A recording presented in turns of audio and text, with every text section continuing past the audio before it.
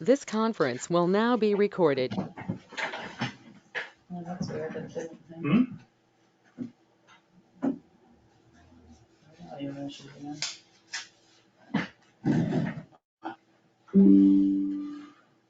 Paula, can you hear us? Can you just wave if you can hear? Okay. Thank you. All right, you're all set. We have a recording? It's recording Okay. now. Welcome to Wednesday, March 23rd, 2022 meeting of the Monterey Select Board in Town Hall, Monterey. I'm Stephen Weisz, Chair. Ryan Gold, present. Justin Maycook, present. Okay, so we're all present. Let's jump into it. New business, town administrator items, update on human resource proposals for handbook. So I understand that there were two proposals. Correct. And just so you're aware, in case you didn't read it fully, the one from the UMass Collins Center is, they are not going to wordsmith it. They're just gonna give you suggested policies. The other one will be a complete handbook. And the cost, I see the Collins Center is, 8,000 and the other one was 5,500, I believe. and the other one is, The other one is from an HR management company. So I like the Collins Center proposal, other than that, not working with us to understand why our policies are what they are and not, I guess, tailoring it to us. But also the $8,000 is tough, because we only have, what, $6,000 in that line? 6,500 or 6,000? 6,500. 6,500? So I don't know how we could afford it. It's clearly a very important item.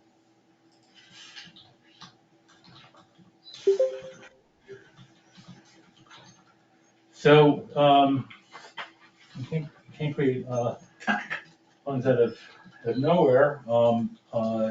There's $6,500.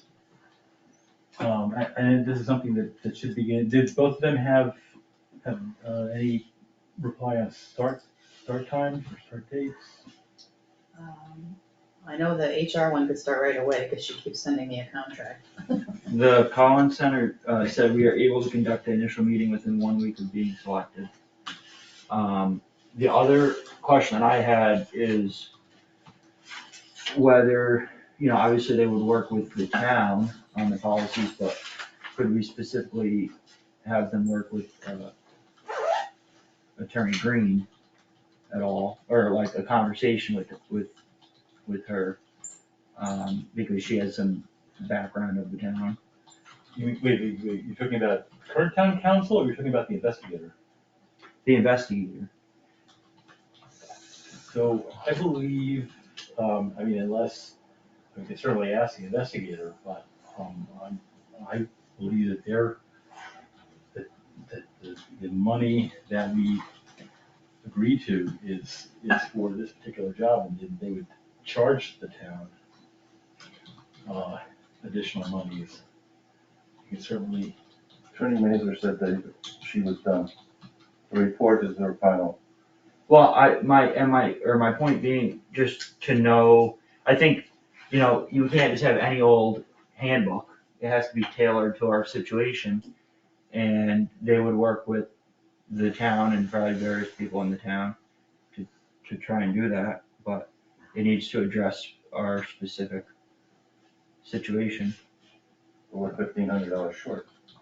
I know, yeah, this is. and that's if you don't contact, the group. I know, but it's something where, and I don't know exactly how we would get the money or not, but it's something where, money can't really be an issue on a important subject like this, because the consequences of not having clear policies are. So enormous. So my make, instead of speculating on what they would do, make a recommendation that the first thing to do is reach out to the call center and say, listen, we got $6,500.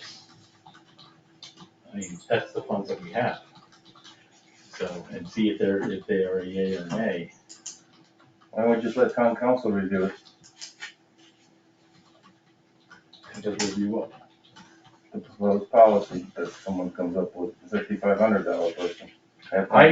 I just am not very impressed with the $5,500 proposal, which actually, to my understanding, is like an insurance company that started doing HR consulting.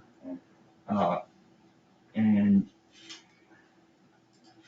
I think it's one of the most, probably the most important thing on the agenda is the human resources handbook at the moment, but it needs to really be done, I think, with understanding of the town and of the town employees, and it needs to be done right, you know? It also has to be done with the, with the funds that the town has to spend on it. Unfortunately, in a town like this, we don't get a deficit spend. So, again, I think my recommendation would be the first step is the easiest step. Reach out to the Collins Center, tell them that $6,500 is budgeted, and find out what they would do with keeping that budget in mind. I'm fine with that, because frankly, I thought the Collins Center proposal was a much better than the other HR knowledge people. So I would much prefer to go with Collins Center. So I've got.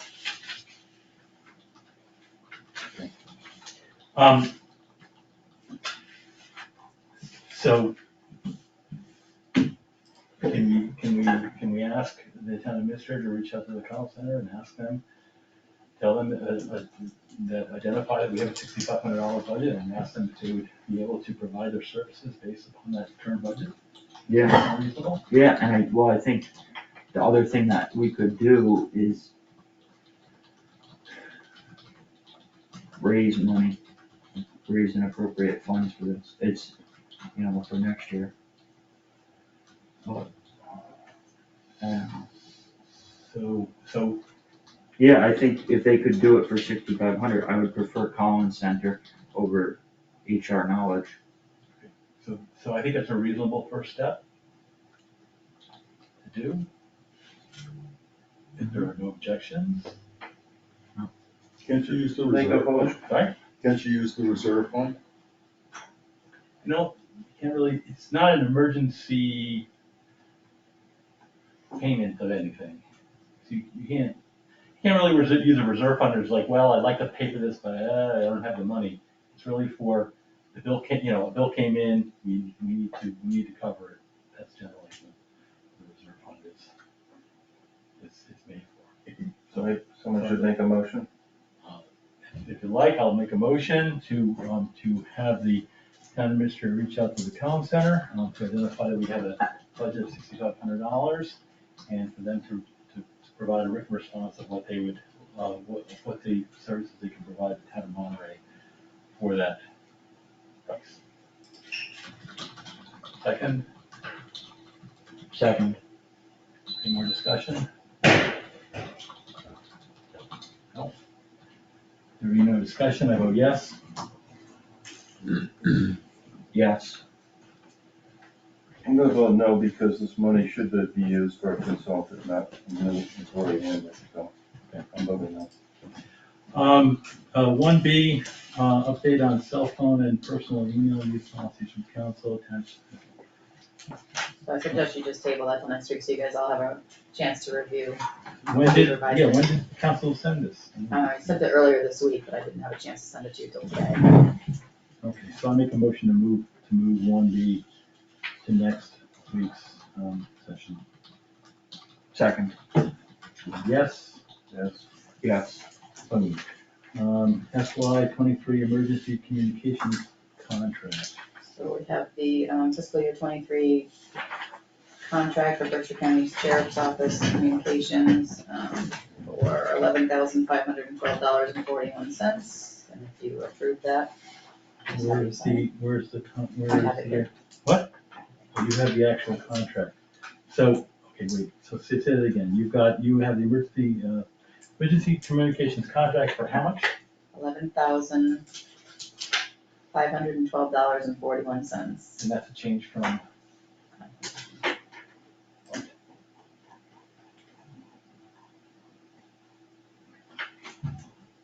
I'm only gonna ask the questions that Mickey would ask. 11,178, so it's a difference of $334.41. But just realize that if you don't approve it, we have to find a whole new dispatch. It sounds like a reasonable raise, and obviously, we need the services. So I would make a motion that we accept the FY23 Emergency Communications contract. Have a second? Second. Can we look at it before we? So it's a one page, you'd be happy to flip Attached to around. it.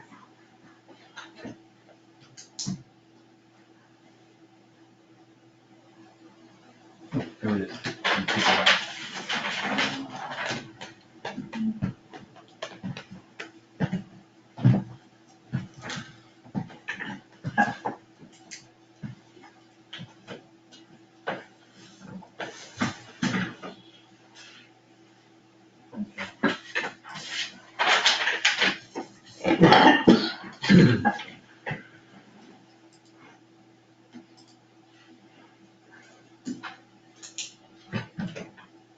I second your motion. No, I know, but I just want you Yeah, to see no, it. I won't Like, second it. Mr. Wangel will see it, you can see it also. Okay, so I vote yes. What, did we vote already? Yes, I vote yes. Yes. Yes, okay.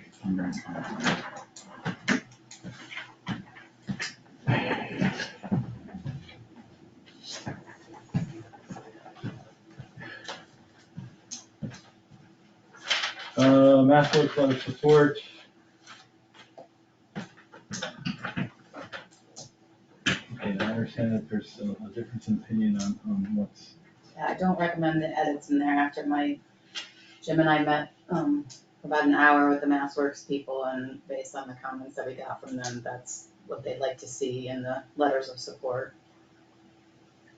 I don't understand what was taken. So I removed, it connects the towns of Lee and Great Barrington.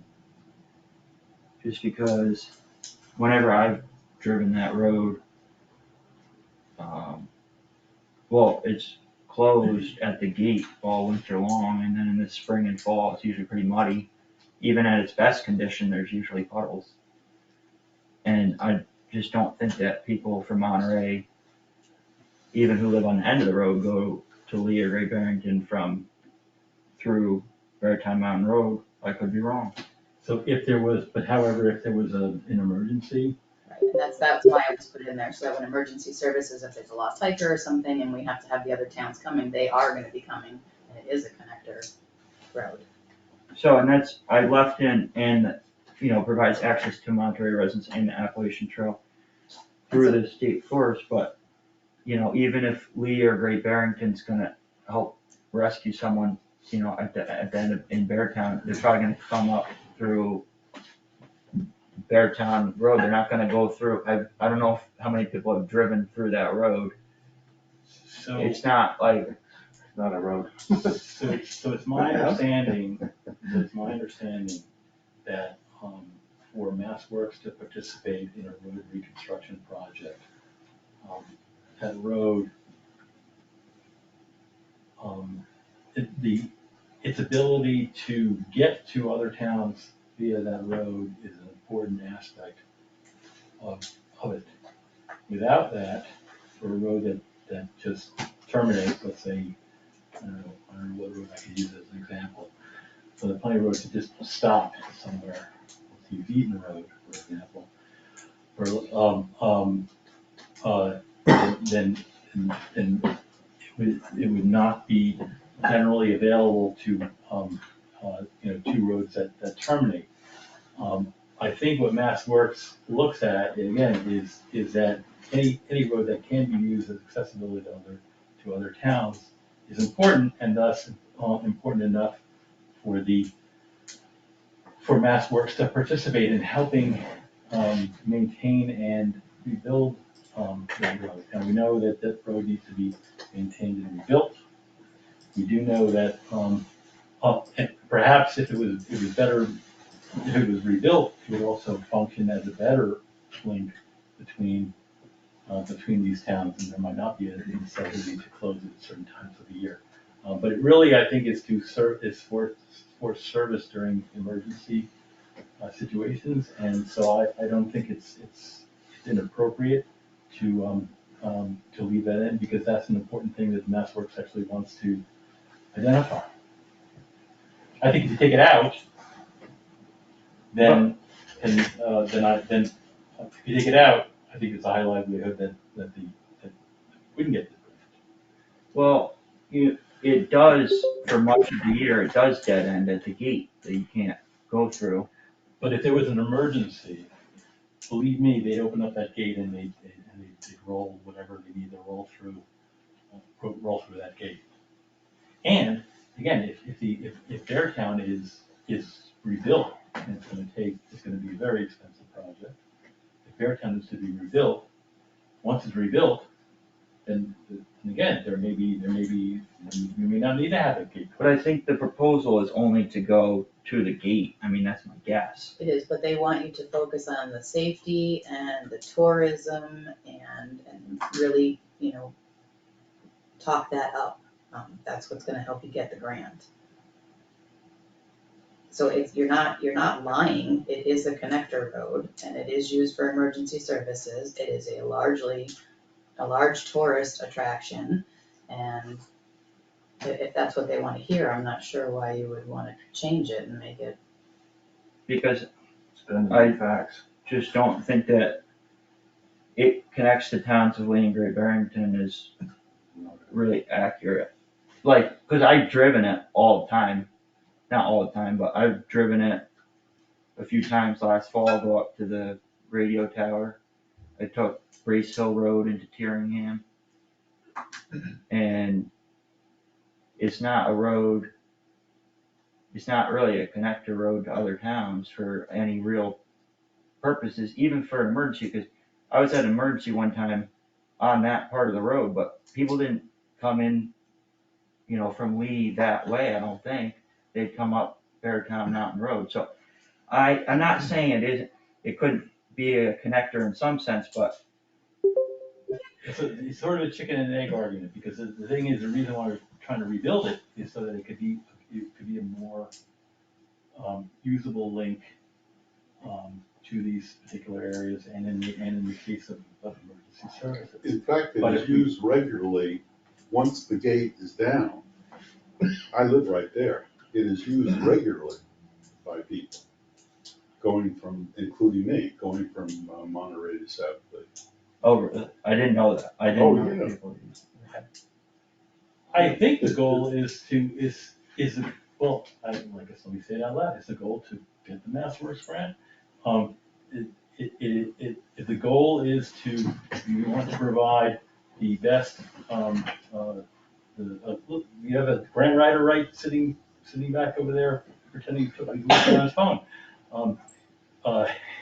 You want it, you're a professional grant writer, Dennis, Yes. so, I'm not trying to make a bad application, I was just trying to, I just read it and said, I've driven that road, that's not really, a lot of, or for a portion of the year, it's actually the gate's closed, and then for other portions of the year, it's just muddy.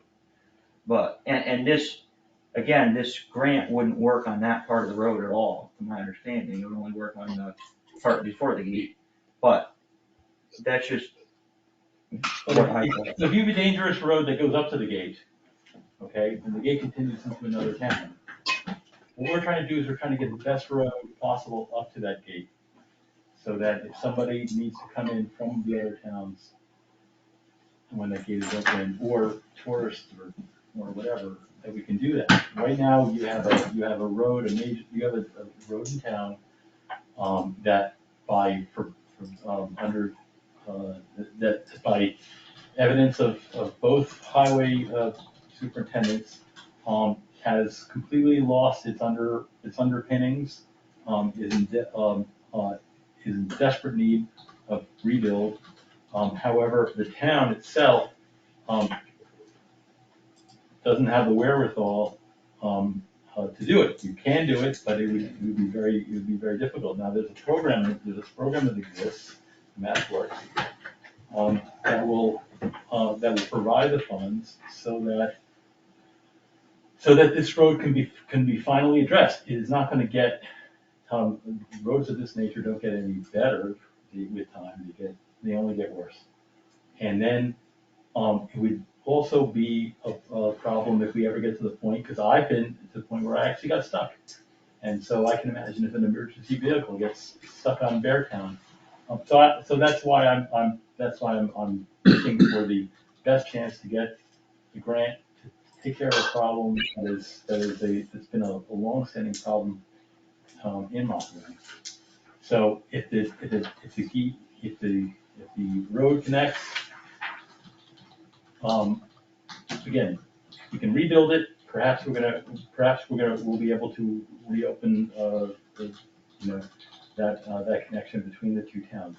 But this seems to be a question that MassWorks asks, and it definitely doesn't not connect. It just connects sometime, and so therefore, I think it's fair and reasonable to mention the fact that it does connect. What if we just, because that's true, you can drive through the thing to Lee, you can, because I've done it. Yeah, that is true. But what if we just were like, it connects via a service road to the towns of Lee and Great Barrington, just so we're up front? Because it is true, you can drive through the road to Lee. In the winter? No, No, you can't. but it's not untrue that sometimes you can drive through to other towns. It's just also true that sometimes you can't drive through to other towns. Listen, if somebody was gonna rebuild Chestnut Hill Road is not open all the time, because it's too steep and it's in deplorable condition. However, if there was gonna be a proposal to rebuild Chestnut Hill Road, I would write in that grant that it is a road with houses. It's a viable road, but it is closed in certain directions at certain times of the year. There are a few, Wellman Road is closed at certain times of the year. There are some roads out here.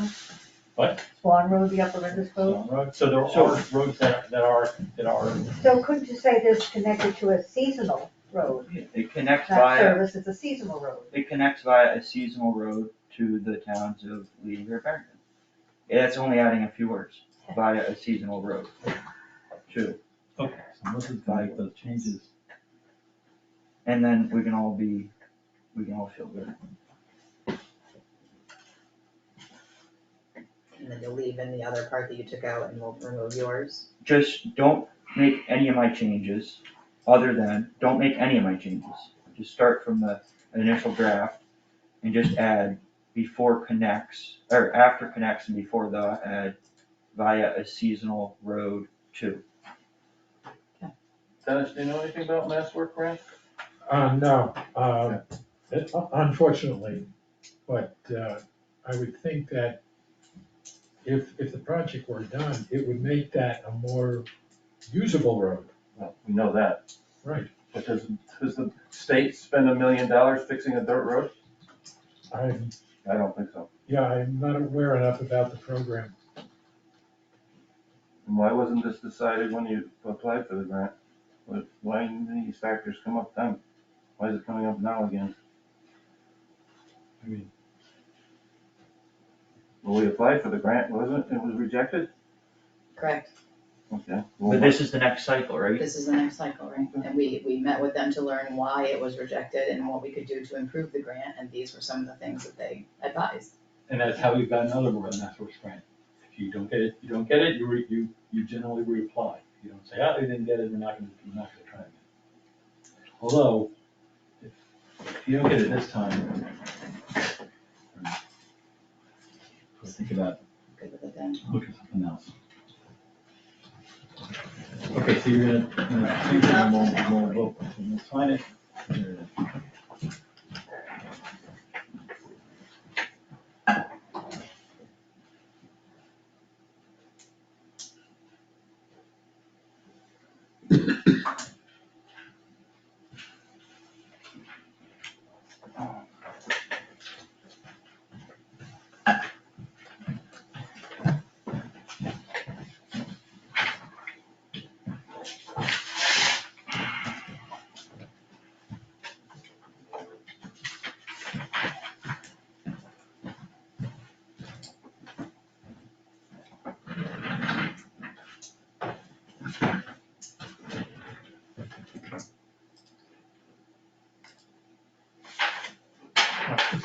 I'm gonna hand it to Justin only because he's the one who made the changes. Take a look at it. Yeah, I'm good. Or you wanna sign it while you have it, or I make a motion to accept this letter and sign it as been amended. Second, Second, I vote yes. yes. No.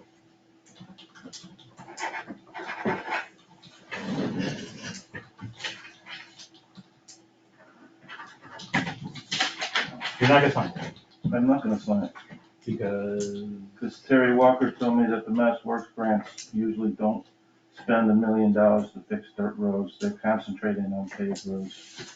And I think it's a waste of taxpayer dollars of $1 million to fix a dirt road. Okay, so that Those takes, are the reasons. to take care of you off the list as well, because most of that is a dirt road as well. I do. Let's continue.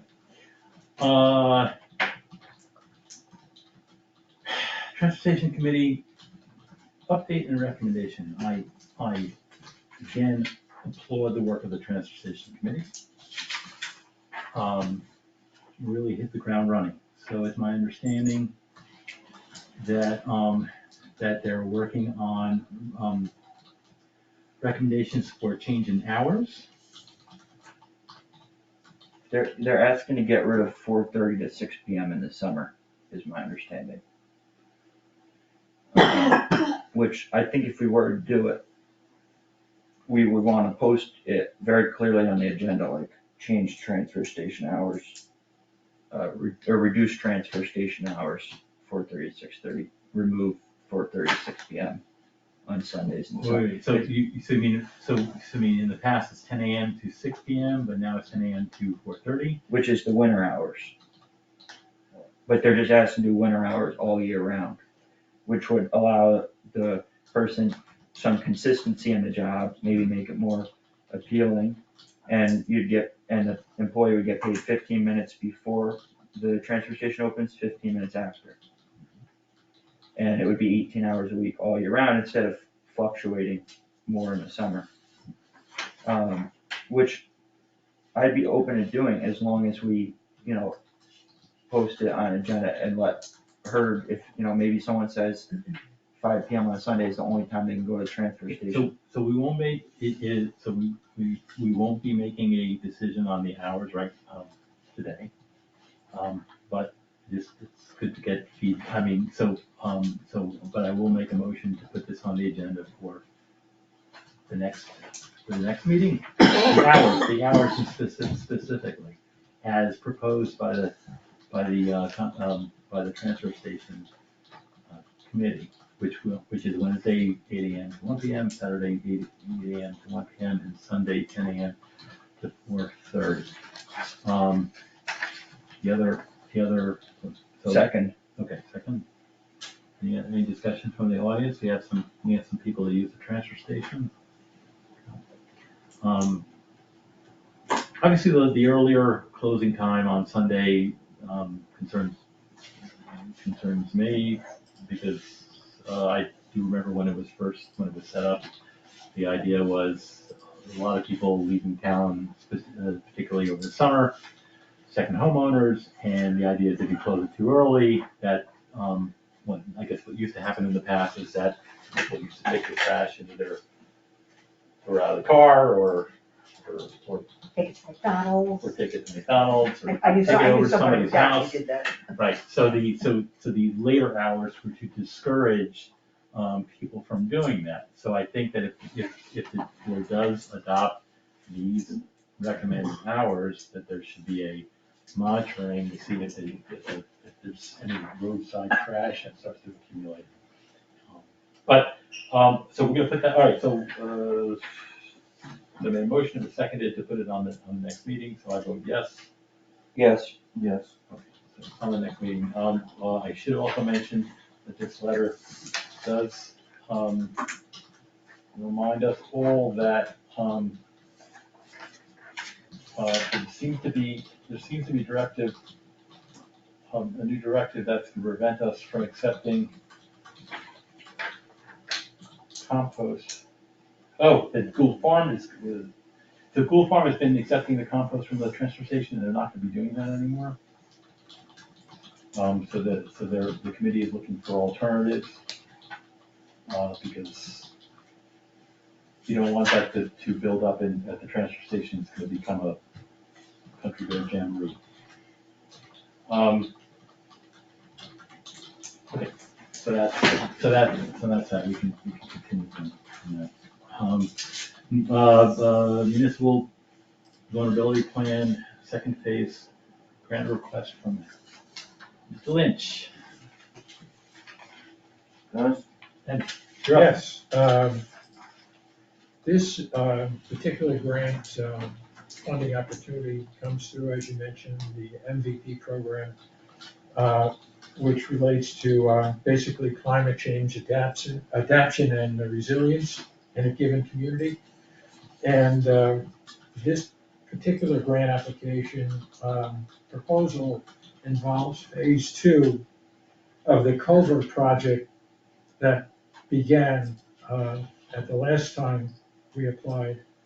We completed that phase 1, which was conceptual design and education and outreach. That was completed on time and within the budget. And this is the second phase of a total 3-phase program to eventually, if the select board, not only for phase 2, but for phase 3, wants to move forward with the expansion of the size of the culvert to accept climate change related flows, which are going to be and are currently more frequent and greater volumes of stormwater flowing through the Concord from Lake Garfield and from the watershed that surrounds the lake. So it sounds like, based on your information form, the matching funds could be used from a community compact award, so we wouldn't need to raise them? That's right, the town has received an email indicating that it would be acceptable to do so. And that amount of 35,000 would be at least 30% of the requirement for local match, which exceeds the requirement of the grant, which is 25%. So basically, other than paying for the grant writing, we wouldn't need to raise funds for this otherwise? That's our understanding. And this is the design that was the most popular in the survey? There were, I believe, 3 alternatives, and yes, this was by the select board at that time. We voted on this, didn't we? We voted on this. Right, it was replacing the 15-foot wide existing culvert with a 25-foot wide concrete culvert, similar to, I might say, River Road. And so this phase 2 would be basically final design and a more robust plan of education and public outreach to not only inform, but request that property owners around the lake consider so-called best practices on their property as part of the grant. So, for example, the Friends of Lake Garfield and individual property owners will be informed through what we call a toolkit, which is basically an array of specific programs and issues around a given body of water that need to be considered, such as septic systems. It's just informing the public about the do's and don'ts of how to operate and mitigate stormwater pollution going into Lake Garfield. Thank you. What about homes along the Concord? That's part of it as well. I think you can still retain the materials. I would recommend that the board members take a look at it, especially the flood impact zones that were mapped out during the initial survey. Essentially, if we don't do this and there's a major event, it would take out a great deal of downtown Monterey, including some places that are currently being rebuilt or were rebuilt. So, so that's why we consider this a very important project. Which function does the dam at Lake Garfield have with the amount of water running down the Concord? Well, Doesn't that control? no, basically the outlet at Brewer Pond, which accepts flow from Lake Garfield, Right. is the control point. Right. It's all hydraulically connected, of course, and the dam itself was originally built for fire suppression. However, over the years, sediment has built up in front of the dam as water is flowing to it. And that capacity of fire suppression is probably greatly diminished. And not only that, but the particular dam that we're talking about, the Old Stone Dam, is in fairly poor shape. I was referring to the dam up there. that Oh, the controls Brewer flow. Pond Dam? Yeah. Yeah. That I know has been, it's in better shape than the Old Stowe Dam. And I think there was some work that was recommended in the past to be done. And I believe that was done by our Public Works Department. And it's regularly scheduled every year. It's a line item that hasn't changed. There are engineers that come to evaluate dams throughout the Commonwealth. But this is for another problem. And So I might there's- say that the particular culvert design, which was conceptual, meaning 60% design, it meets the stream crossing standards that is essential and important to the state in terms of acceptance and award of grants for such projects like this. There's no bottom. That's right, it's a bottomless concrete structure. Yes, Vicki? As far as the center of town dam, that is the only thing we have that is truly historic in this town. Yeah. And removing that, suggesting to remove it would be, you'll come across a lot Yeah. of people that are not going to be for that. And I'm one of them, because I do think what do we have historic left in this town? We don't, and that was built in the 1700s. And instead of thinking of taking it down, we've got to think of how we're going to build on that as a tourist. You're talking about going over Baytown Road, that is a better tourist attraction, leading down to the mills down below and stuff. That's the whole history of the town is based on that dam. And I know I'm strongly opposed, and I have talked to a number of people, including people who are not inclined to spend money. Yeah. And they've said, what? No. I could Strongly address against that. that. I can address that for you. And, That's you not know, part of- I did mention it to you one day when we were down there, so, That's not part of this project. No, but well, it's, you brought it up with here just now, so I want to put it on the, Sure. put it out there. Well, won't the bigger culvert affect the dam?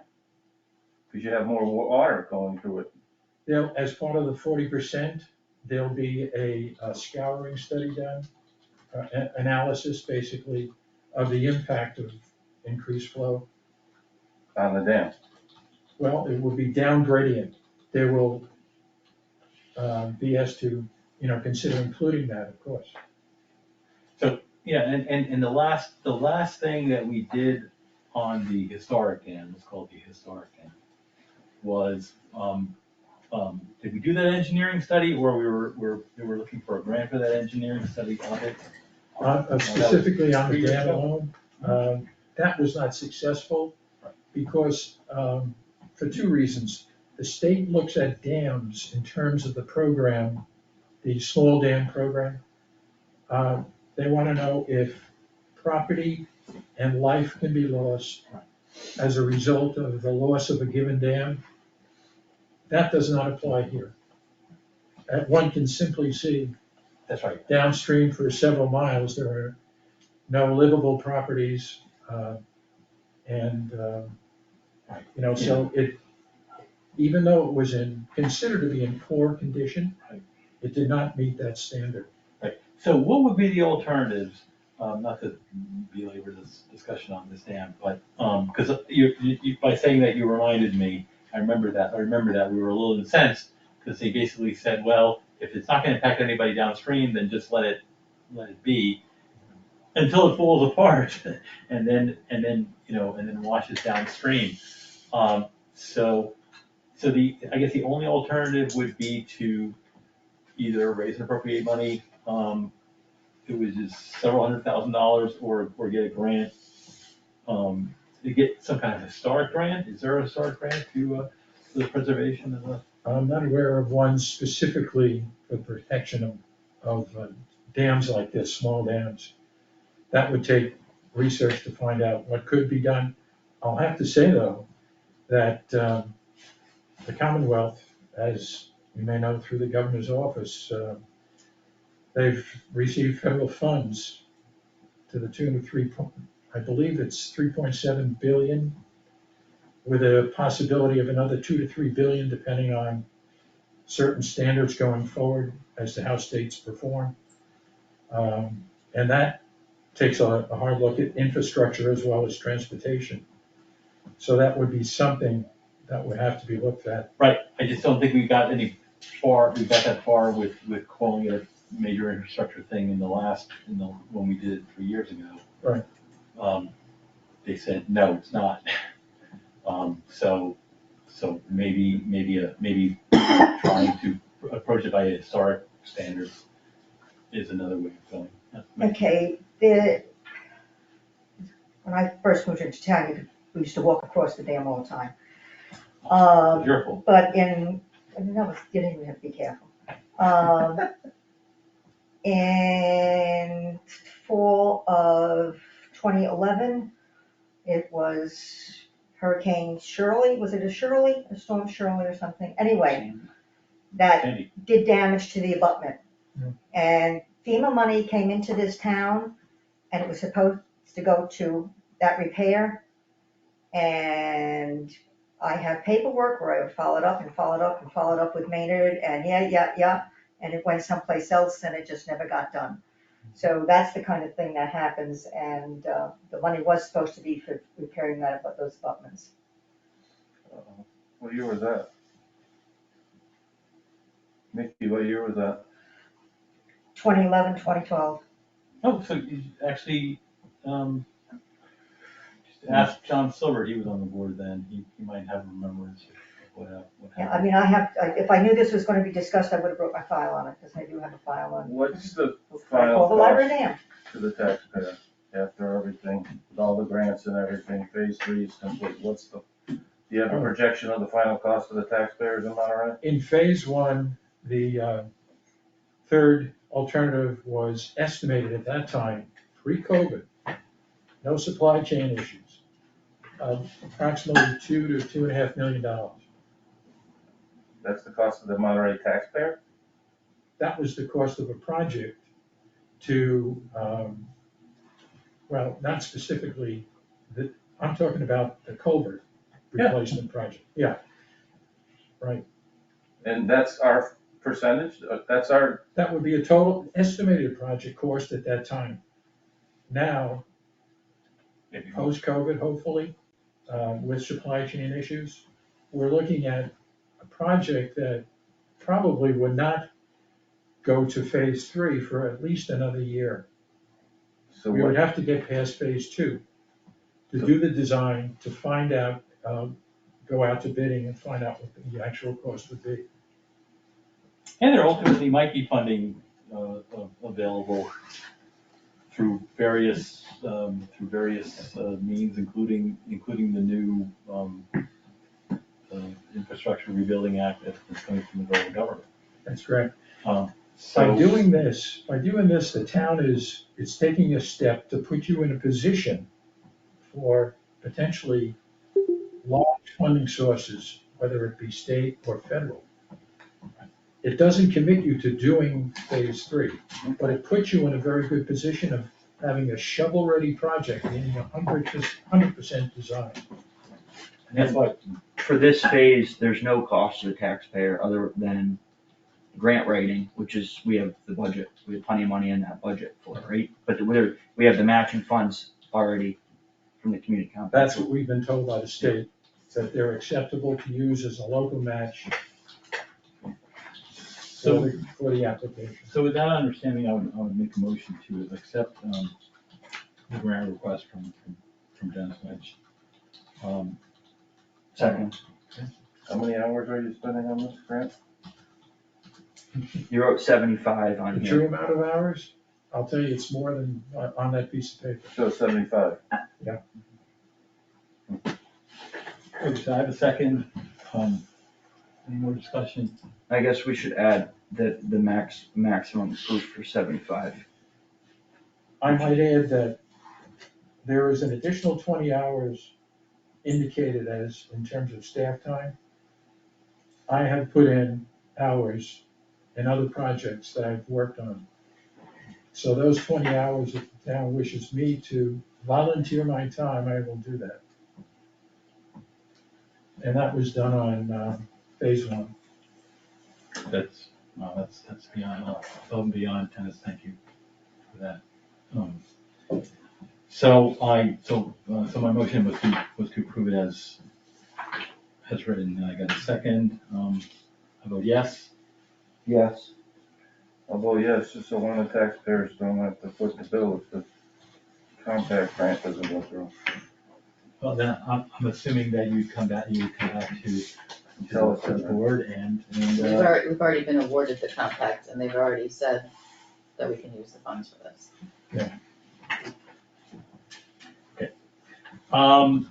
So. Should we sign that thing? have it right here. Sign it. Can you sign that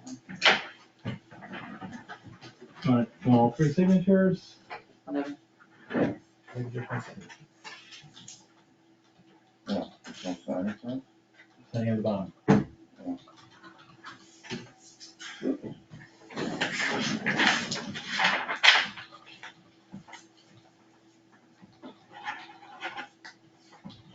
Perfect.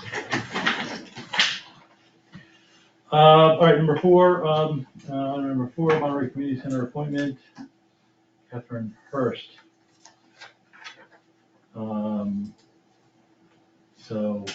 Monterey Community Center Committee appointment, Catherine Hurst. So I would make a motion to appoint Catherine Hurst on the Monterey Community Center Committee. Do you have a second? Second. I should add that I should publicly disclose that my mother is the community center coordinator, but I don't foresee that this matter impacting her financial situation. So I think that I can participate it based on ethics law. I think it's reasonable. So I would vote yes. Yes. Yes. Continue budget review and all things associated with the budget, including but not limited to use of ARPA funds. The annual town meeting, are we just having discussion about the date and location? Yeah, I just wanted to find out the location. So can we get that out of the way, number 6, before we get into number 5? Is that okay with everybody? I have a couple things on town meeting too. Okay. So, so this also includes scheduling, because the board committed itself to schedule a meeting with the moderator Already done.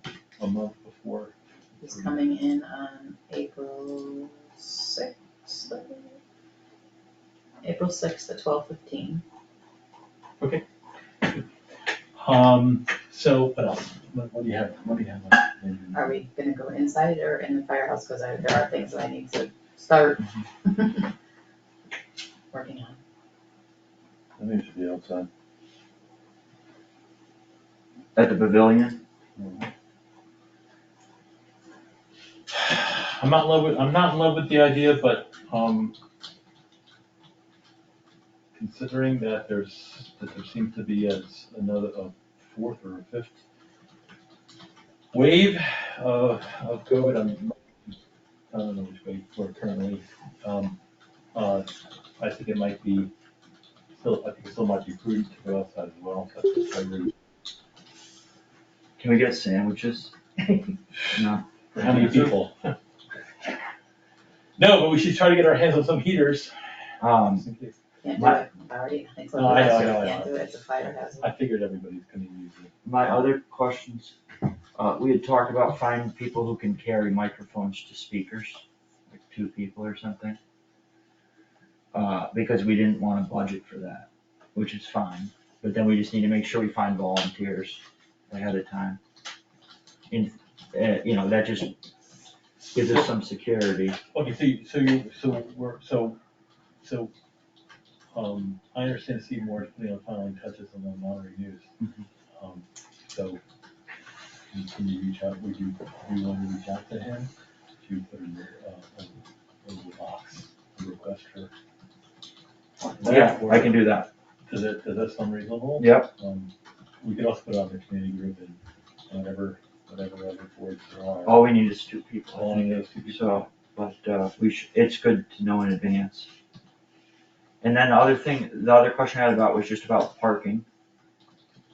And it seems to me that some people on Fox Hill Road don't like people parking past the pavilion. So I was wondering if we could be proactive and maybe set up like cones or have an extra police officer to keep people from parking beyond the pavilion or So something. yeah, so actually, I think last year, the second meeting, that's because we put an earful on after the first meeting, we actually did that, but I think that's a great recommendation. I think we should, Melissa, if you can write an email to the chief. Well, listen, do you have anything? Write an email to the chief and with the understanding that people are sensitive to Fox Hill Road, that they should provide temporary barriers, and we should have we should have an officer there to prevent people from rolling up on other people's property. Hopefully it will not be that muddy, because that was the other problem last year.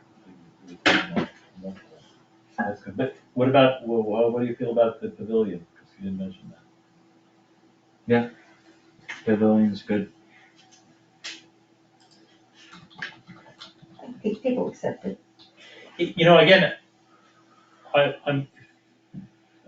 every day I hear on the news, not that it doesn't sound like it's more deadly, but it's more contagious, and it doesn't seem like it's gonna go away in the next month, so, better err on this side of caution. Hopefully it's not a freezing cold day. Then let's say it on the electronic voting. The finance committee voted to take it off the budget and ask the select board to spend ARPA funds on it. But we'll get into that later. But that electronic voting got added back on. Sorry, I'm mistaken. Electronic voting got added back on. But it got up Into the budget. for the next fiscal year. Yeah, so we're voting on funds this year, in theory. And if we get the funds, we can do it, but we don't have funds at the moment. So yeah, this year we're gonna be But we do have CART. Right, Which that's moved from year to year, we still have Clark. Okay, and I'm assuming the date is still the first Saturday in. That's bylaw, yeah. It's a bylaw, I'm sure it's a bylaw. I think that's one. May 7th. I don't know. Yes, May 7th at 9:30. In the morning? That is correct.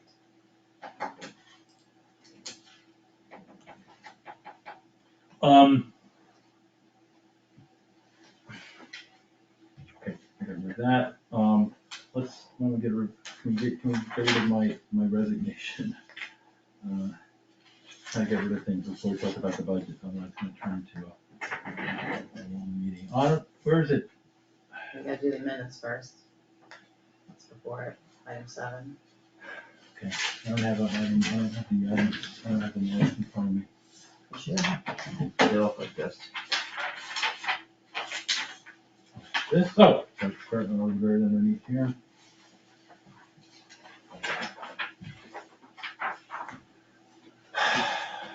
Okay, so this is minutes of 3/16/22. You were red and I'm blue. John was not there, so. Use of ARPA monies, some of these were legal, but they were appropriate expenses given to the ARPA program.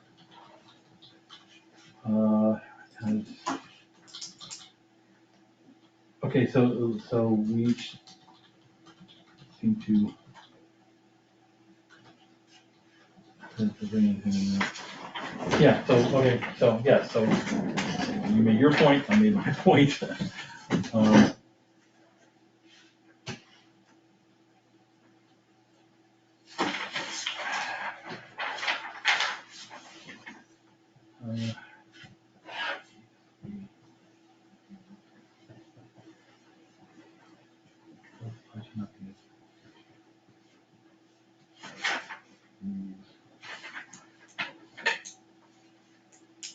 Fine, suggest appropriate uses of, we both had the exact same correction, uses of.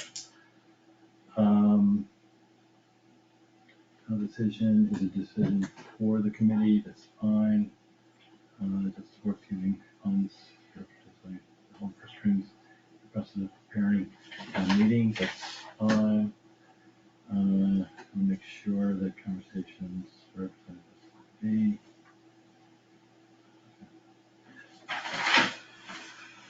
fine. I'm going to go this minutes. Present at. That's fine. Just announcement, beginning at the corners of Main and Sanchez Road, taking the normal route of the village to the fire station. That's fine. Number 6, good self confirming with his own counsel. That's fine. Yeah. Going on the agenda item.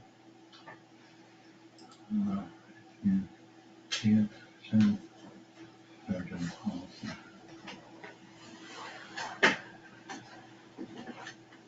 That's fine. Properties. So actually, bless you. As a town, as a property holder. Okay, the town beach. Would be able to have water, if at all. Okay, fine. So if you're fine with mine and I'm fine with yours, then I would make a motion to accept the minutes of 3/16/22 as amended by Justin and myself. Second. I vote yes. Yes.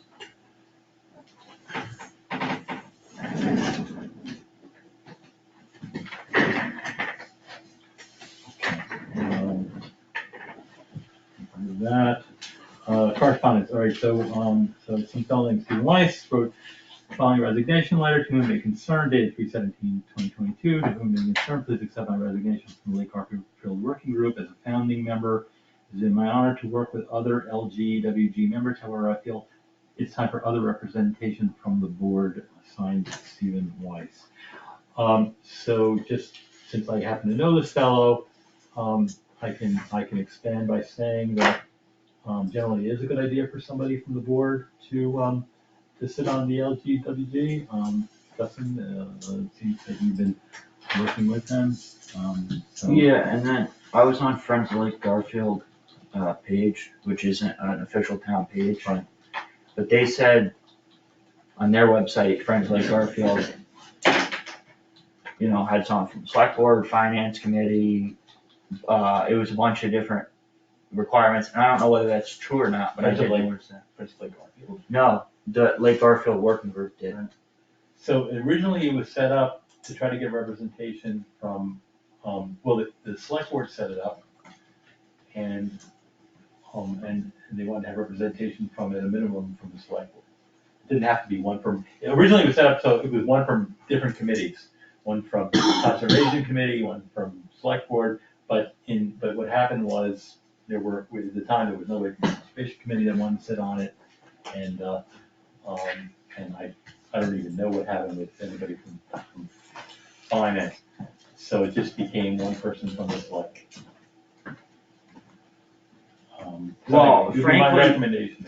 I am not opposed to sitting on it. Doesn't that raise some conflict though? I mean, what if they vote to put money like they did recently? I mean, how do you sit on both boards without a conflict? So a working group that's appointed by the select board, they can't make any decisions, they just make recommendations. That's how it works. So if they recommend something, and it's. Wasn't this group established in conjunction with the Lake Garfield Preservation District? No. Sure? I know, I I saw was that. present for the establishment of the Lake Garfield Working Group.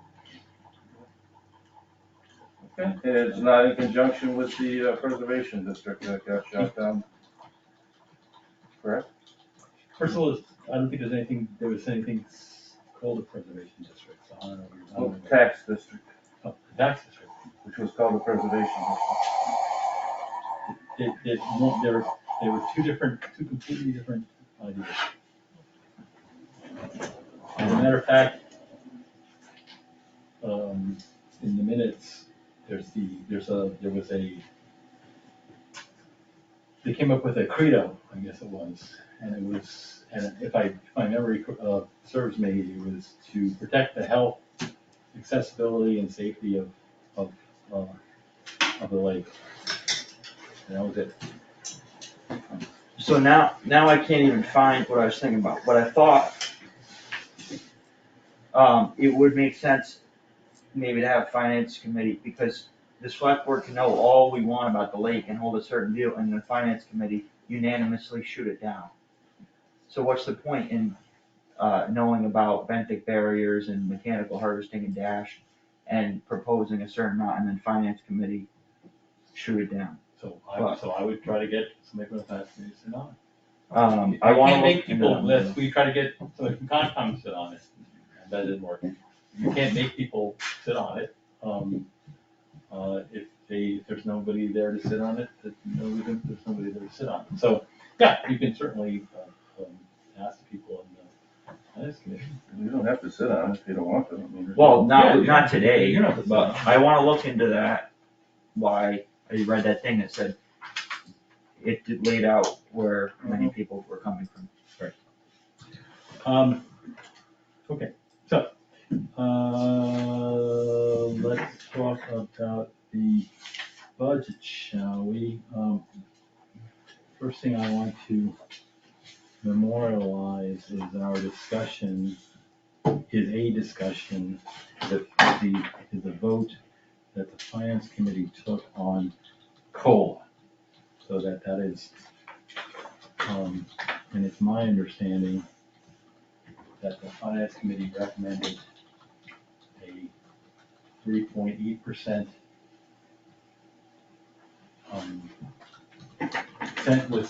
what we use in town as COLA, not necessarily E COLA, but that's what we call it in town. Is that your understanding, or I understand? Yes. So, 3.8%. so I would, make a motion,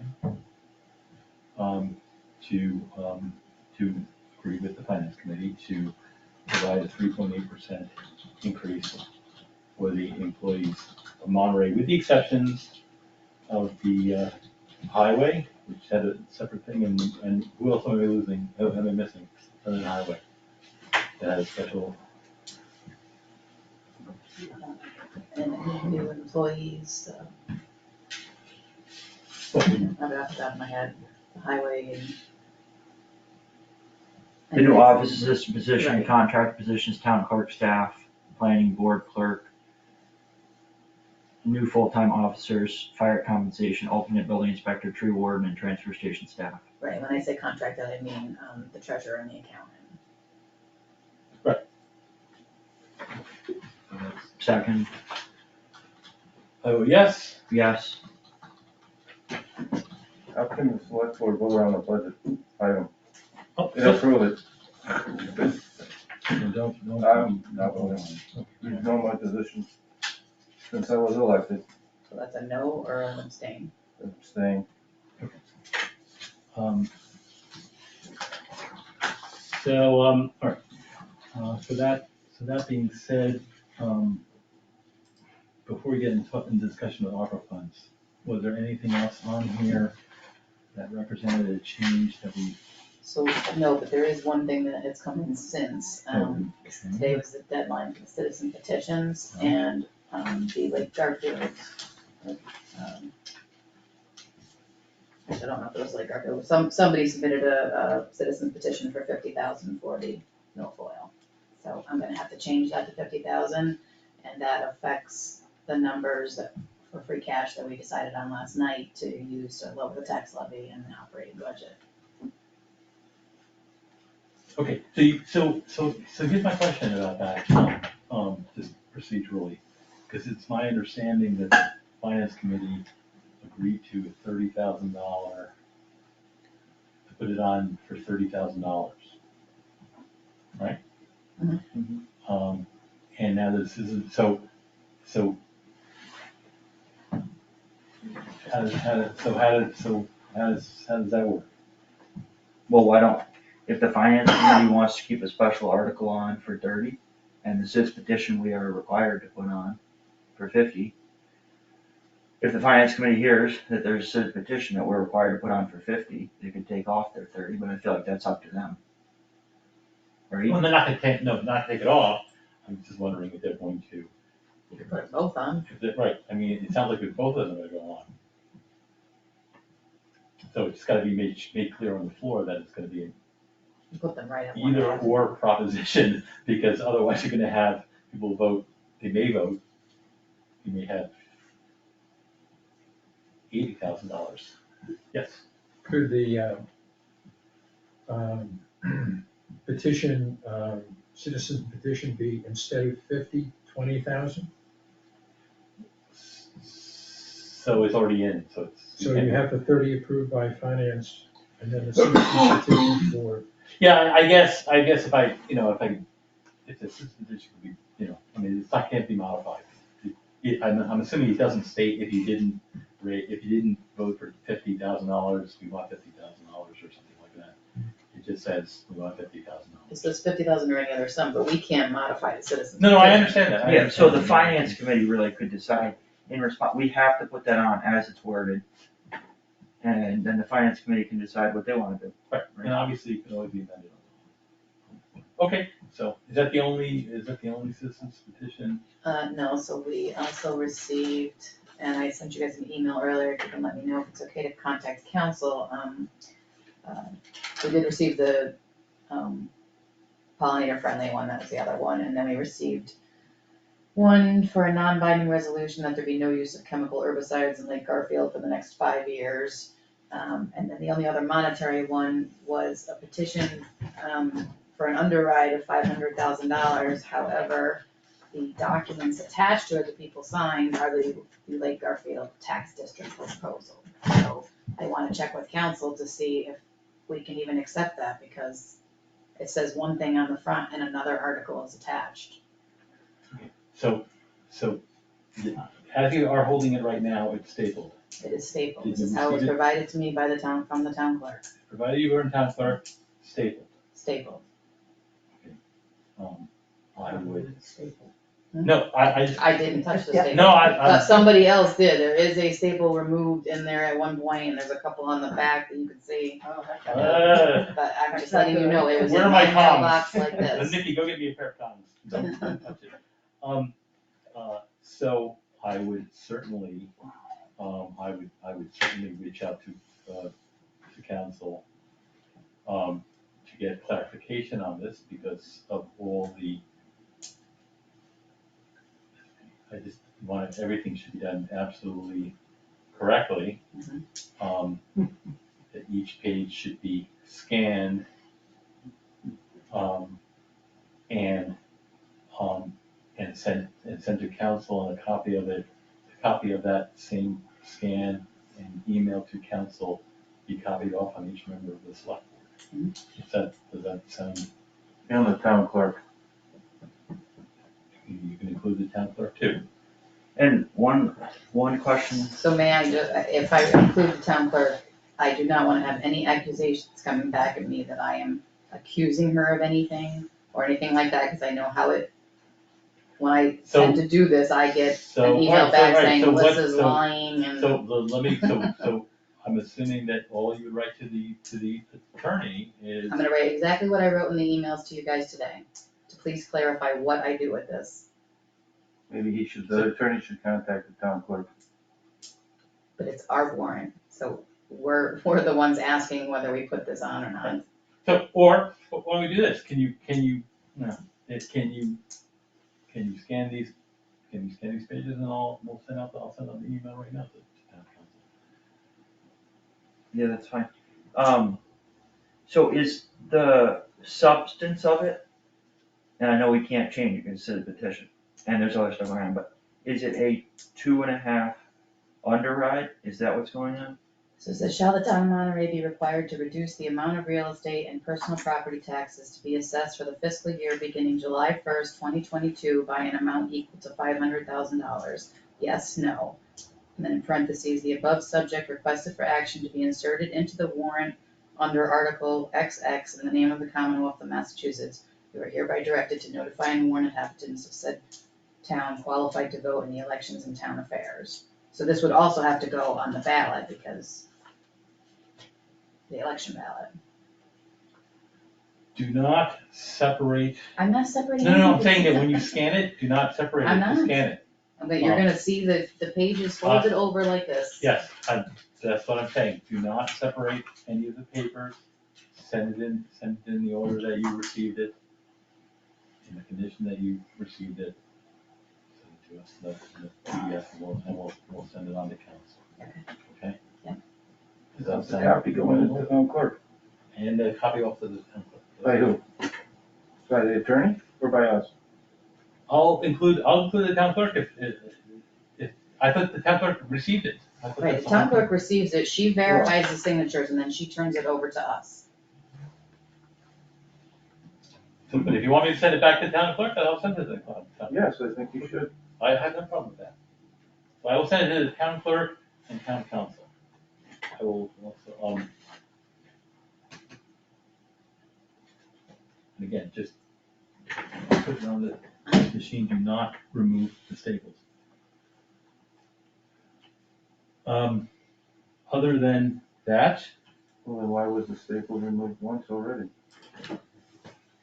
I guess we need a chain of custody person here, because I can't answer what happened before it was dropped in my mailbox. that's why I specifically asked her, did she receive it stapled? She said yes.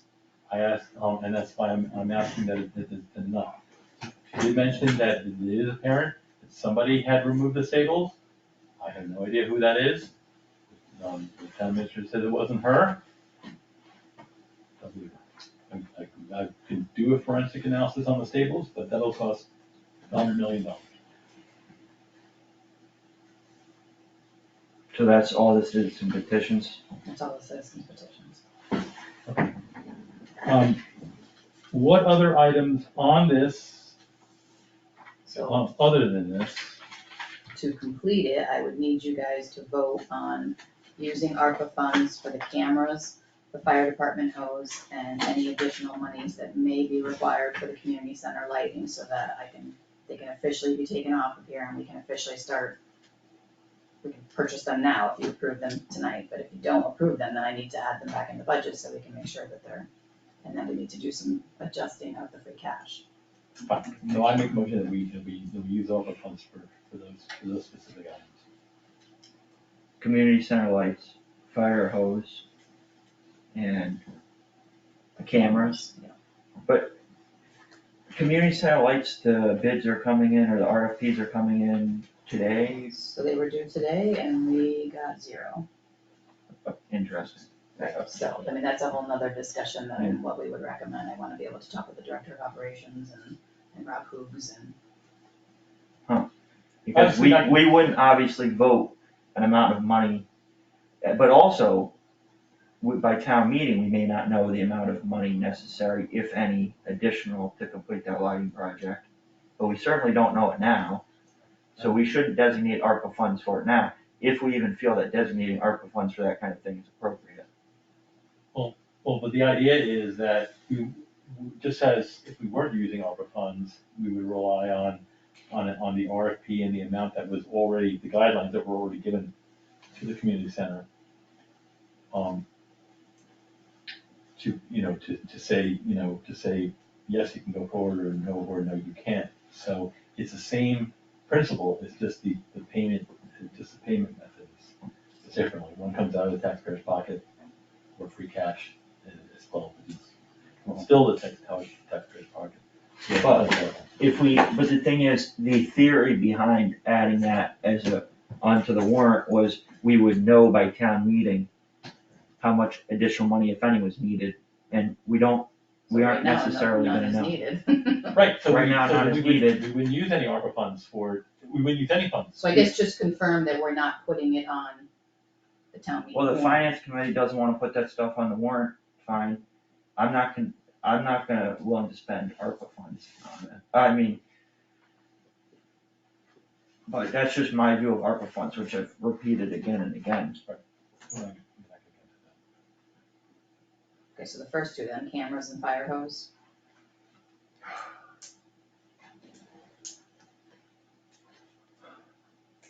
You can go on the fire hose? We use ARPA funds for. They want ARPA funds. No, I'm asking him. $30,000 in Fire hose, fire hose. purchasing fire hose isn't gonna I can't reasonably foresee it affecting my personal financial status. So, that's guidance that as I understand it.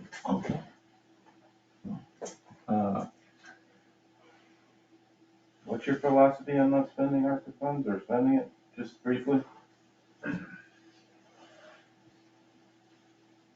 So, we have $276,000 or so in ARPA funds, and there's a number of purposes. We sent out a survey, we received the survey, and the way that we would justify these expenditures would be justifying it based on lost revenue. Any town can claim automatically up to 10 million in lost revenue, because it makes it easier for the state. It's reporting, it sounds like, and from our side too, but it makes it easier for them. And I don't really believe that we lost revenue because of COVID. So we can legally claim 10 million in lost revenue, or up to it. We don't need to, in our case, that high, and then basically spend the money on any government services, rather than the specific types of services like infrastructure that it was initially provided for.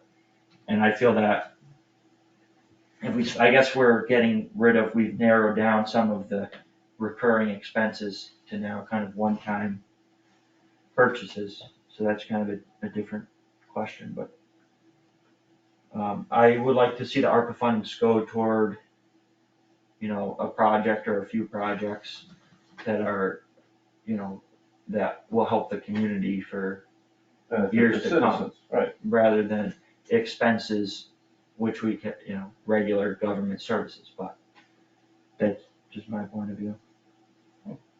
So you're saying the camera and the hose don't fall in that? Well, not necessarily, and I'm conflicted because I understand the reason why I think I understand the reason why the state, is saying we can claim up to 10 million in lost revenue, but I really don't believe that we lost revenue, because it's not like we had businesses that shut down that we are normally collecting taxes from. We already got the money, so. So, But I understand it's a legal way to spend the money, so it's kind of confusing. so there are two ways, there are two distinct different ways of looking at it. The other idea is that Monterey during COVID had to deal with roughly twice the population that Monterey normally has to deal with. And therefore, all government services were taxed in a way, were used more than were ever budgeted for or were ever anticipated to be used for. And the example that I used previous ones was this transfer station, where you can actually measure the amount of trash taken. And they were literally taking in almost double the amount of trash during COVID because people were hunkering down in Monterey. So the extrapolation of that is, if you have twice the amount of people spending full time in the town where you're budgeting for only half the amount of people that usually spend time in town, the government services are being overused, and therefore it is a revenue loss, because while our taxes are the same, we're getting half the amount of services because they're being used by twice the amount of people. Which is probably one of the reasons why the ARPA law or the rules were written in such a fashion to allow, and we sent out these requests to town council, so not to rely on any of our interpretation of it, and said, can we use ARPA for this. The town council went back and said, you can't. Were they specifically designed for that? No, every town is entirely different, right? Some towns have commercial downtowns and there was an impact. But I mean, even things like, it sounds, it may sound, I know that it may sound a little absurd, but again,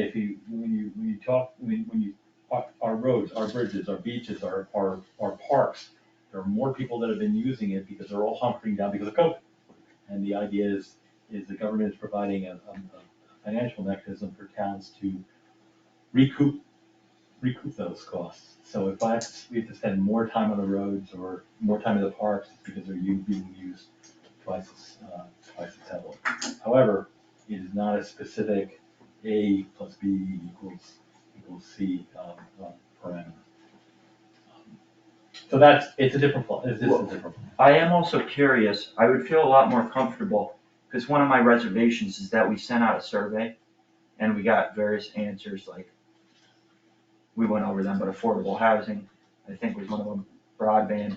But my point being, we didn't get these answers in the surveys, and it would feel to me like we were kind of disregarding the answers on the surveys if we just said, hey, what do you all want to spend it on, received a survey and said, oh, we're gonna spend it on something else. But what if we put it on an article on the warrant and just ask people at town meeting, it would be a non-binding resolution, because it would just be recommending that the select board. But could we ask to see if the town recommends the select board spend American Rescue Plan Act funds in the amount of, $5,000 for cameras at town hall, to see if the town recommends the select board spend up to $7,000 or whatever for the lighting project at the community center if it goes over the initial appropriation. And then we can ask town meeting if they want the select board to spend the funds that way. So I think if you're gonna do that, you should just put it back in the budget, and when it comes up for a vote, someone should say, I recommend that we use ARPA funds for this, and then you take it off. Because right now, we're gonna need, I'm assuming you want the cameras and the fire department hose, and if you put a non-binding article on it and they say no, and it's not in the budget, then the fire department's not gonna get their new hose, and we're not gonna have the cameras out here to prevent any future issues. Well, but I mean, if they say no, then they don't want it, I guess, right? Well, no, because you're asking them if they wanna use ARPA funds. Right. So we either need to put it in the budget and somebody stand up and say, I recommend not using free cash and we could use ARPA and taking it off. So, Well, I will not be that person, because this is not my first and foremost use for ARPA funds. no, but the idea of it, I mean, I just believe me, don't I'd be do more than it. happy to stand up on every article and say, hey, listen, you can use ARPA funds on this if you'd like. I'll stand up for each and every one of them, only because,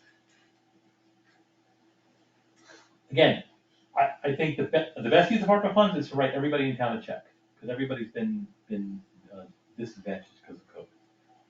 I even looked into it, and it cannot be done.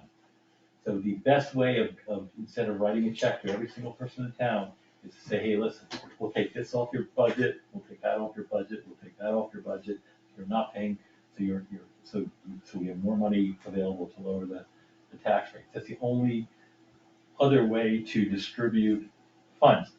And I should mention also, Justin, while you brought it up, like broadband, we did an analysis of broadband, and it turns, and in order to provide 100%, it would wipe out 100% of all we pay is ARPA funds for it. And to provide service for 9 people and wipe out $275,000 just doesn't seem to be a good use of the funds. Turn on investment.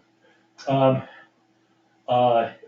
I still think that we gotta find a way, there's no way that the most cost-effective way to wire those people is to construct half a mile of new poles down River Road and Coruscant Road, when there's already people getting high-speed internet, just houses over the town line. But I know, we asked Adam, right, you were there, we asked Adam all those questions. yeah, It is that's why you have 9 people left over, because those are the really tough ones. That there maybe is, I still think that if Spectrum would just finally agree to come this way, at least for some of those people, you could solve that problem. They have unlimited funds.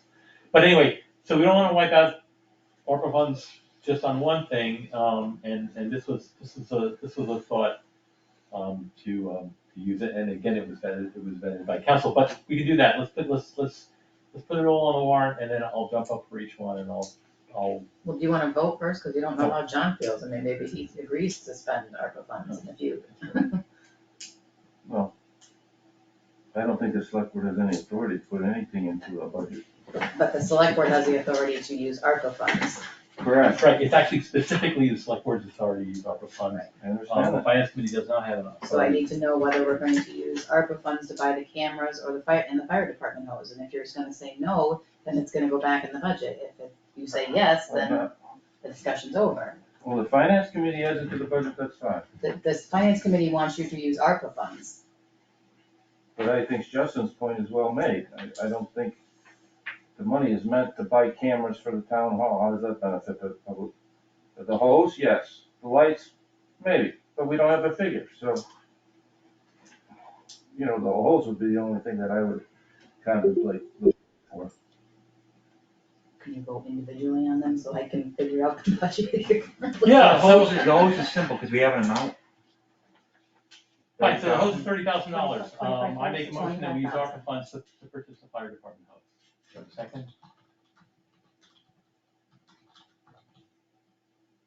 I thought it was 25,000. It's 25. Oh, I'm sorry, 25,000. You're good, even better. So I make a motion to spend $25,000 to purchase the hose for the fire department using ARPA funds. Is there a second? Justin, are you a second? No, okay, so there's no second. So it's all going back in the budget. So all goes back in the Alright, budget, So okay. I'm gonna let Michelle know that there needs to be another joint meeting because, the motions made last night to use the free cash amounts are now going to put you into a negative free cash. Okay, so I am gonna have to adjust things. You're Even gonna with have it to, taking a $400,000 to lower the. you guys did $400,000 to lower That's the tax levy and $160,000 to lower the operating budget. That left like $15,000. If you're now adding back in, 28.5. Right, then So- we'll have to be another meeting, you're probably gonna have to adjust the They're gonna have to adjust the hearing and everything, So if we're using $400,000, was it $400,000 to lower the tax rate? Yep. And $160,000 to reduce operating expenses? Yep. Why don't we just use $560,000 to lower the tax rate? We can have that discussion with the finance committee, but 560 is no longer a valid figure because it will But put us in the a- combination of those two, why are we separating out a certain amount and using it to lower operating expenses? Because, as I explained in the email today to you, they go on different spots on the tax rate recap, and the accountant, if we're going to justify it this way, wants it separated out so that it is clearer and there's no mistakes. And so how does that, I separate it out, why not just use it all in one lump sum to reduce the tax rate? What's the advantage of separating it out? That's So what I that's don't get. actually, it's a valid question, because I would like the accountant just to say, you get, so it's my understanding, but I'm not an accountant, it's my understanding that you get more of a direct lowering of the impact of the budget if you put it in above the line, if it's $160,000. But I would like to hear that from the accountant. So This she is a did brand- answer it, I just sent it to Justin because he was the only one that asked the Okay. question. I'd like her to, I'm gonna pull it up right now. get her to show up at a meeting, so we can have this discussion.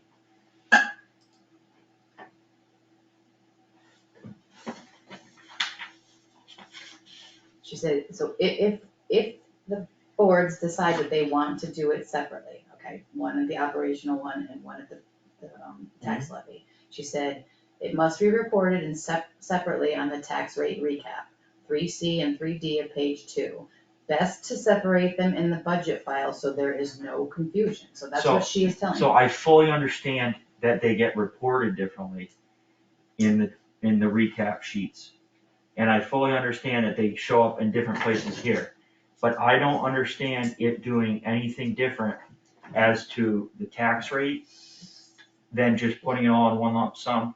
The only thing it seems to do is to make it appear that operating expenses are only going up 4.99 rather than 8.53, which isn't, then we could just put all 500 there and it will look like operating expenses went down. It seems to me, there's no difference. Like, I understand it gets reported differently, but why? I'd much rather see, okay, here's the operating budget, here's all of our expenses, here's what we need to raise, minus minus free cash, and then that's what we need to raise. So again, a joint meeting would be necessary because the finance committee decided last night to keep it broken out that way. Based on, to my understanding, no understanding.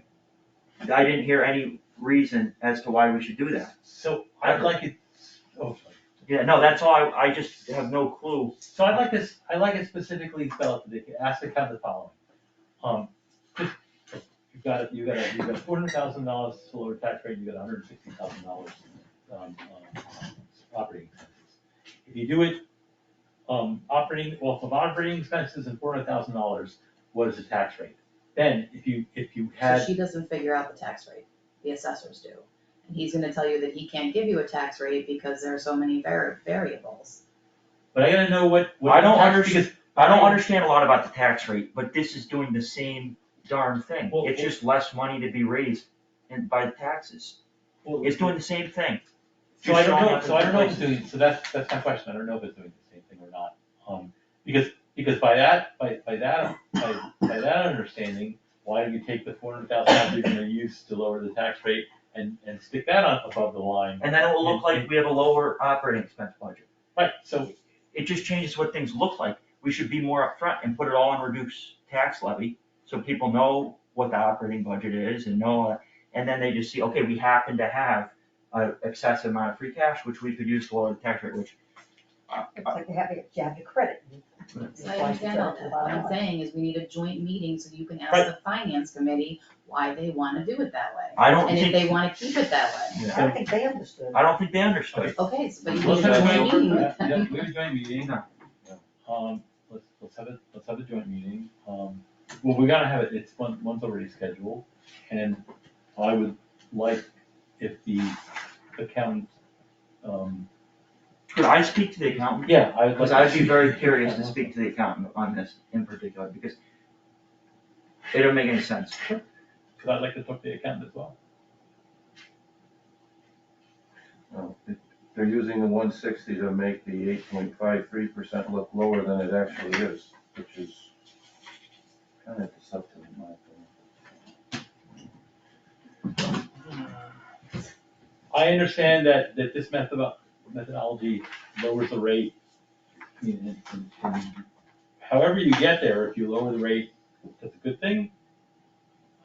If you can get there by dumping it all in at the end. Which is fine. how, to my understanding, it's been done in the recent history. It's always just been use extra free cash to reduce tax levy. Right, but if the accountant made the suggestion, because we took, specifically, we had $160,000 that we were gonna spend on that truck, and we decided So I to, just wanna clear that up, the accountant didn't make the suggestion. I asked her if there was other ways to use it, and she did say that we could put it up there if we were trying to assist John in his lowering the impact on the operational budget. So he wanted that I think it was 7.5% at the time, he wanted that lowered, and this was a method to lower that percentage. You're using free cash to actually, lower the operating expenses. But it's Which is, unsustainable because Right. this year we have excessive free cash. Next year we don't. Budget, just, don't say next year you don't, because I'm telling you, you will. not this level. I hope not. Well, no, probably not this level, but you're gonna have. It's basically, it changes the appearance of a lower operating budget. Right. Which is deceptive, because we're using money that's already been taxed to lower an increase to make it look lower than it actually is. So every year it's gonna be 8, and then it's gonna lower it, and it's gonna keep going up, up, up, up, up. That's the Alright, problem. we'll talk to the accountant, I'm gonna get a better understanding of it. Is there anything else in this that changed as well? You're not gonna get any better understanding from the accountant. It's been explained very, very I understand that. clearly. All the accountant has said is if you want to, Right. you can take the money from the second spot and move it up to the first spot and make it look like your operating costs are less. It's been explained. The Well, question is really, whether so- you're so gonna I'm still- defer I'm- to the I'm still finance understanding committee somehow it on the has- issue. If we're all on the same page, then this is a ridiculous thing to do. I mean, if we're all on the same page, that all we're doing is changing the appearance of a lower operating, then I would dump it all at the end. So I will make sure that Michelle puts that on the joint meeting agenda, so you all can decide where the monies are gonna go. I'm just letting you know that the $560,000 total right now is no longer valid, it will put us in a negative free cash. Right. So it sounds like it's probably gonna be more that like 500. If you don't use ARPA funds. So here's the other conundrum, and if people at town meetings decide, well, now I'm gonna use ARPA funds for this, and this, then you're gonna have more free cash. I thought we had control of that, not the. only the we select board, decide. only select board can spend ARPA funds. But see, the finance committee can say, well, we're not gonna put that on the budget, so you better spend ARPA And funds, the town could vote. Makes sense. which is what they've done. Right. Really? So, what else of a difference? Is that it?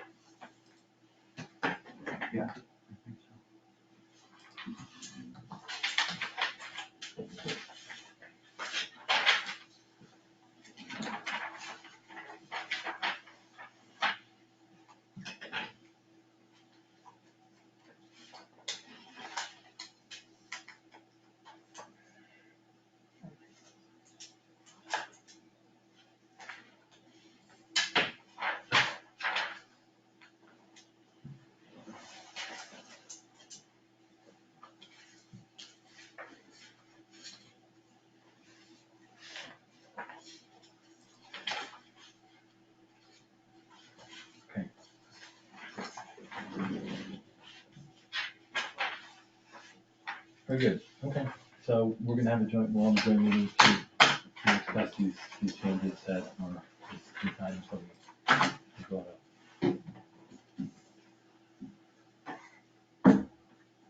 What else? Yes, sir. I propose, if we're discussing all things associated with the budget, that you reintroduce what was Article 23 on last year's warrant, so we can get a final decision, from the town meeting as to who is primarily responsible for the preparation and submission of the budget, so that that doesn't have to remain an issue that people continue to fight about. So I think this year, there was significantly less fighting about it. There wasn't really, it was getting two views, which was good. Right, there's still two views, that's why it's always good to have both the select board and finance committee participate in budget negotiations, but I'm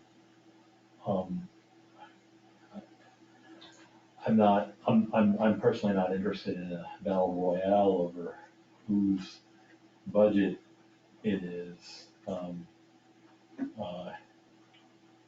But the other board members may have a different opinion. No, I thought it was fine.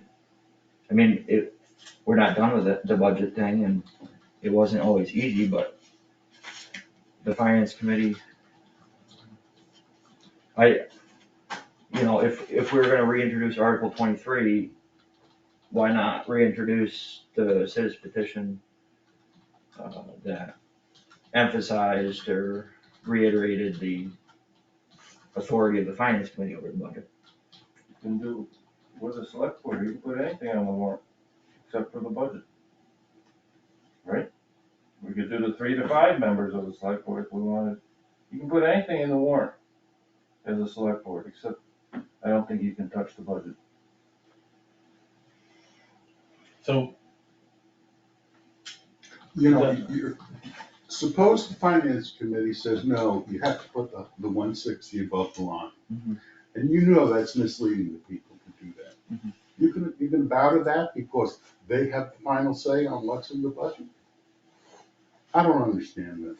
Well, I tell don't understand people. that. Like I tell people here, and you I'll can- tell and you people can what I stand think up about and- it, stand up at town You can meeting. stand up in town meeting and say it.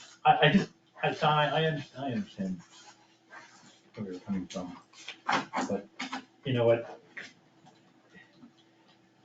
I think we cut out a lot of hours of arguing about whose budget was it. I think we're able to more successfully just get to the actual numbers, quite frankly. It's always gonna be an issue.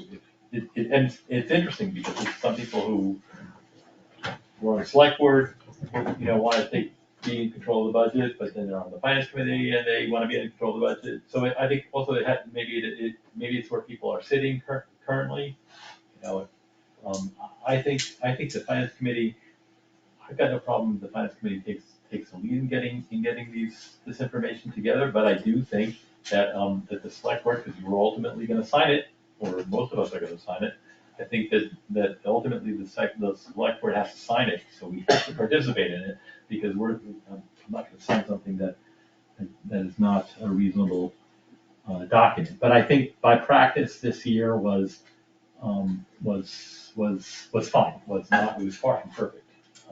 But I don't wanna get, personally, I don't wanna get into an argument on the floor. Besides, it may be a cold day, you wanna spend more time arguing this on the floor, we're all gonna freeze to death. Let's have less arguments on the floor if possible. Okay, yes. I had 2 questions, and I think you can just answer them very quickly. The health insurance, was changed so that it's only up $18,809.23. How many people does that add? What's the change there? Is it 2? It adds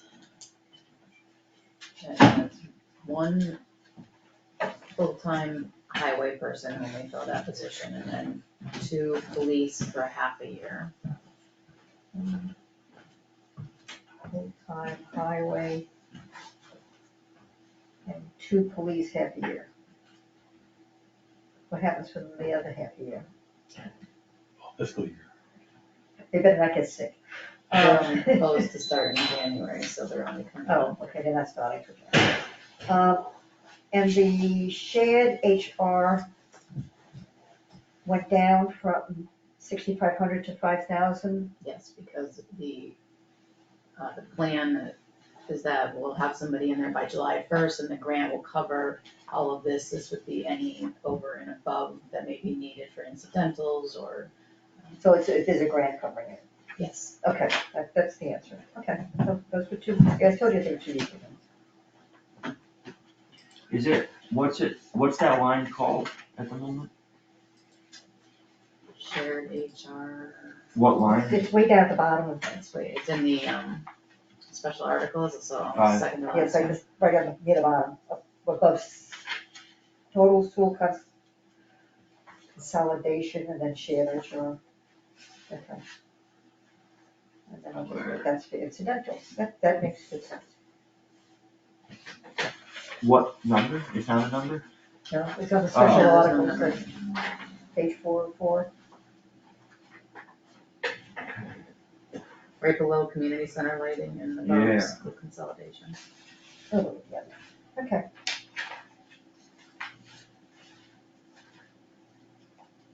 Makes sense.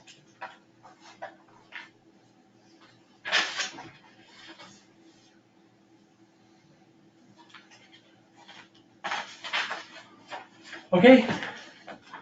Any general comments or questions from the public? Because we may, I'm gonna make a motion to go into executive session, so now's your opportunity. Nothing? Dennis? Aaron? Vicky? I was just wondering, in terms of the lighting of the community center, I serve as an alternate on the program committee, and that's why I'm just bringing this up.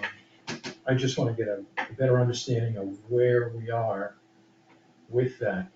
I know it was 29,000 was the estimate for that. And a request was made to cover additional impact as a result of supply chain and pandemic and all that stuff, of $7,000. Yeah. So where are we right now? Do we have any funds that are committed in the proposed budget? Well, we voted on funds last year. No, they just talked about that, Dennis, because we didn't receive any proposals, we don't know that it's actually going to go over. So Oh. it's premature to ask for $7,000 in this year's budget. I see, The 29 is encumbered though, right? Right, the 29 is encumbered. that's good. Right. That's, oh, I see, Yeah. okay. It's just, what if we need the other 7,000? Would we be willing to put it out there and amend it on the floor if the RFP comes in time, instead of not being able to move it forward? And it have to have a separate meeting or something like that, so the board graciously decided to over budget. Mhm. The lighting is not in there, Steve. The lighting's been taken We out. had, Yes. and then, well, finance committee took it out. Yes. We didn't take it out. But,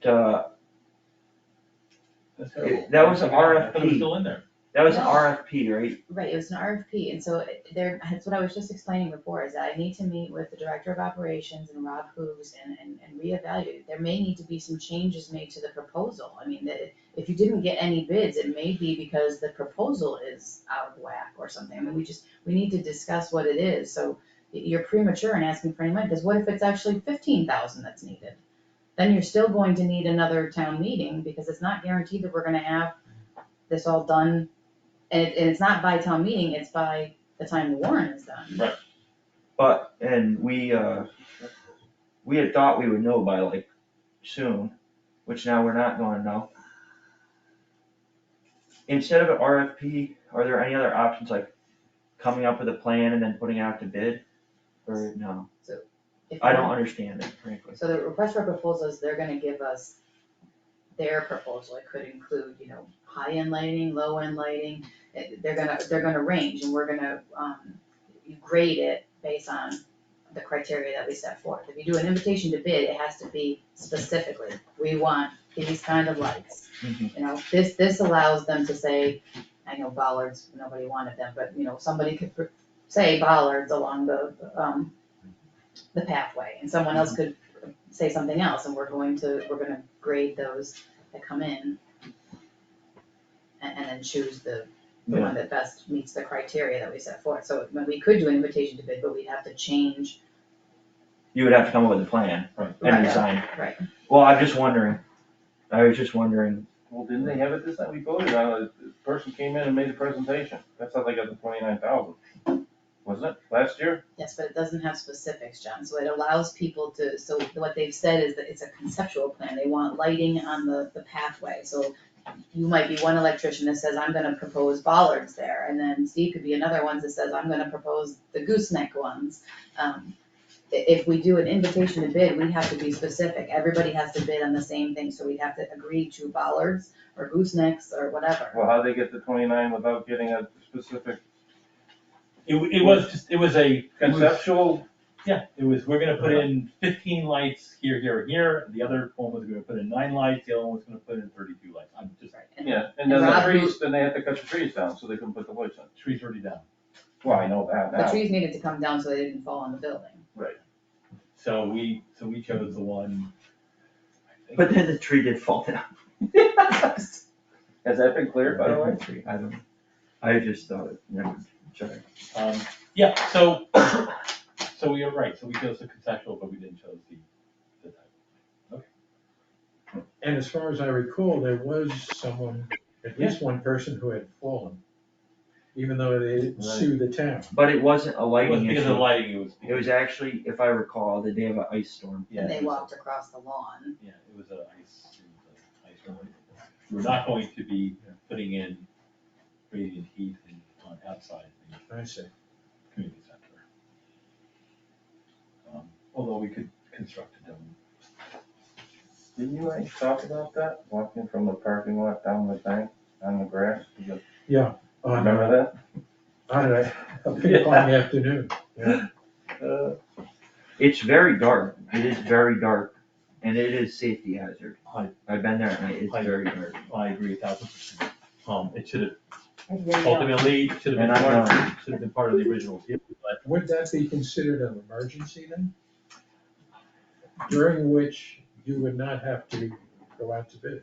yeah, well, so in this environment, Nice try. Nice try. Yes. All right, so since we've concluded that, I make a motion to enter into the executive session to continue the review and consider the approval of the following sets of executive session minutes: 10-4, 3-2, 3-16, 2022, discuss possible amendments to 2-2, 22, and 11-17, 21.